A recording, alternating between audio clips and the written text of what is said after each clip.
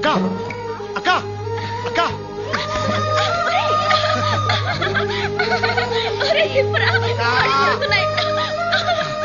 ఏంటక్క ఇంత సడన్ గా? ఒక ఫోన్ చేస్తే నేను వచ్చి తీసుకొచ్చాను కదా. ఊరికేరా, మిమ్మల్ని అందరినీ చూడాలనిపించింది.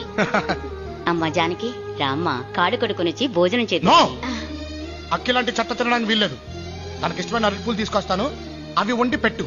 అక్క 10 minutes నేను వచ్చి తినిపిస్తాను. వెళ్ళడు, నువ్వు రారా. ఇంకొంచెం కొంచెం కొంచెం. చాలరా అలా కుక్కేకు. చిన్నప్పుడు నాకు ఎలా కుక్కేది గుర్తొచ్చిందా? గుర్తెచ్చుకో. చాలన్నాడు కదా, వదిలే.